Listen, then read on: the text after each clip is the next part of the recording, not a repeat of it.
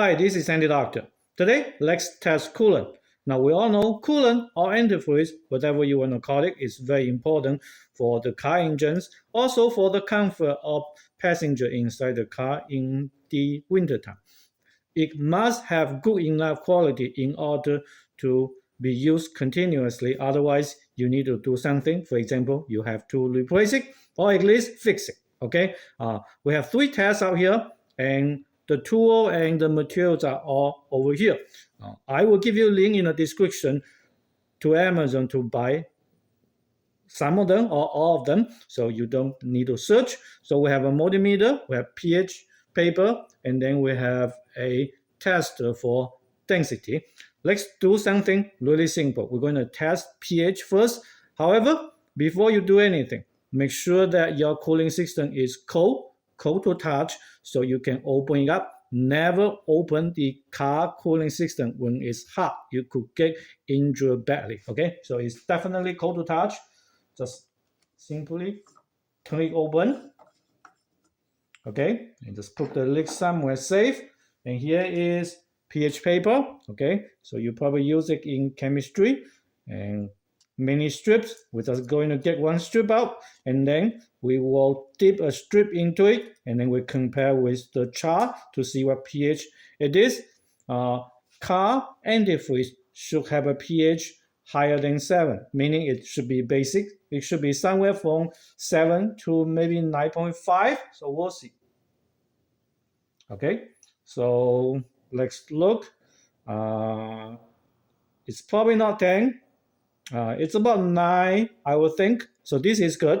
Now, if the pH is lower than 7, you must replace the coolant immediately. Otherwise, it will corrode your engine, and you need a new engine and a new car pretty soon. So definitely don't let that happen. You have to replace it. There's no easy fix. Okay, replacing the coolant is easy enough, I would think. But anyway, so that is the very first test. The next test we want to do here is we want to see how well the coolant can protect the engine. Basically, try to determine how much corrosion already happened actually. And what we will do is we will use a thermometer. Okay, we're going to turn to voltage, DC volts. Okay, and want to dig one lead into the coolant tank and touch the coolant. Okay, and then the other lead just simply somewhere on the ground.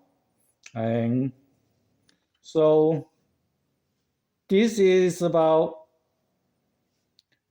38 millivolt. By the way, it is in millivolt, so 0.04, something like that.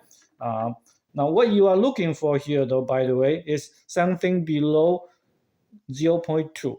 Okay, or over here should be 200 actually. So we are, yeah, the number is not super stable.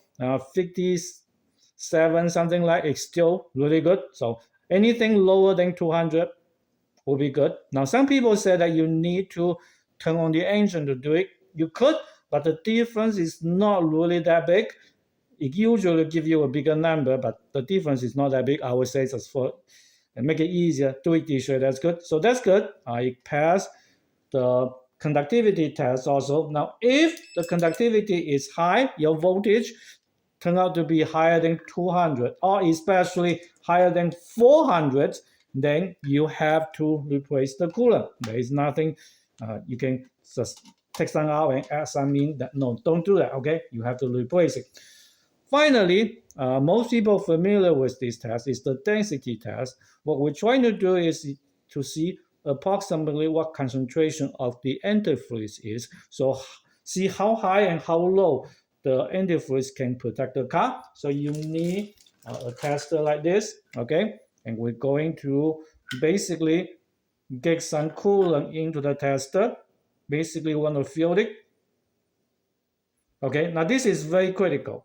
The tester have to be, let's do it this way, straight up. Okay, straight up. So you can see here, when it's straight up, the number out here is 37 Celsius, negative 37 Celsius, and negative 34 Fahrenheit, which is good, by the way. You see the labels, and negative 34 is when it is 50%. So when we flick to the other side, you see the indication out here is 265, okay, Fahrenheit, or 129 Celsius. So exactly correct. Now for this one though, if the number is too low or too high, you can suck out some coolant inside the car and then either add water to reduce the concentration or add 100% one to increase the concentration. So if this number is not good, you don't have to replace the whole thing, unlike the other two. And typically, it is too low, not too high. So you need to get some out and add some concentrated antifreeze into it. Also, it's a good opportunity to look at the state of your coolant. You should not see too many particles, anything like that inside. It should be clear. If it is not, even all three tests pass, you probably want to replace it anyhow, because those particles will clog some of the passage inside the system, and it's not really good for your car actually. So anyhow, this is 3 tests or maybe 4 tests, including checking it, see how clear it is. So make sure you do that actually, maybe once a year probably, especially the other two, okay, the conductivity and the pH. Most people ignore that, and hopefully your car can last for a long time, and you have a safe winter also. Thank you very much for watching this video. If this video is helpful for you, I hope that you can like this video, or even better, subscribe to my channel. And again, I will give you a link for everything inside the description to Amazon, so you can buy them easily and you don't need to search. Thank you again. Bye-bye.